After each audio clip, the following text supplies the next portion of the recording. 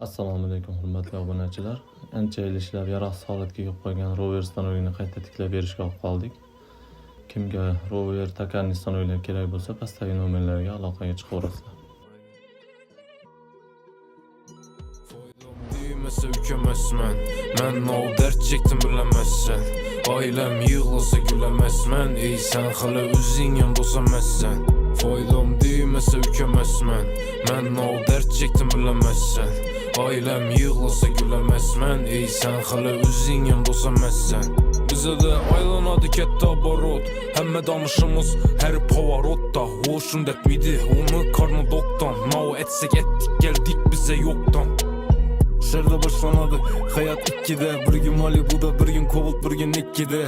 Sen yıkılışın adamlanız ne? Hemme beni isteyende koşulmadım üstüne. Sana dedim kara menle kafa boldu. Üç kız bir hanada su kayda oldu. Karıştırdık yine köpeytirip cine viski. Eksi SMS yazadı bana gelin riski.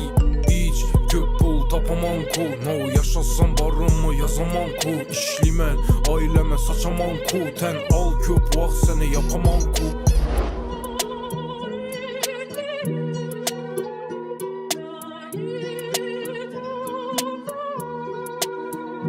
Faydam değmese ükemezmen, men o dert çektim bilemezsen. Ailem yığılsa gülemezmen, ey sen hala özün yandosamazsen. Faydam değmese ükemezmen, men o dert çektim bilemezsen. Ailem yığılsa gülemezmen, ey sen hala özün yandosamazsen. Faydam değmese ükemezmen, men o dert çektim bilemezsen. Ailem yığılsa gülemezmen, ey sen hala özün yandosamazsen. Düymese ükemezmen, men o dert çektim bilemezsen. Ailem yığılsa gülemezmen, ey sen hala üzün yandosamazsen. Faydam düymese ükemezmen, men o dert çektim bilemezsen. Ailem yığılsa gülemezmen, ey sen hala üzün yandosamazsen. Bize de aylanadı ketta barot, hemme danışımız her pavarotta. Hoşun detmidi, onu karnı doktan. Nao etsek ettik geldik bize yoktan. Şerde başlanadı hayat ikkide. Bir gün Malibu'da, bir gün Kovult, bir gün ikkide.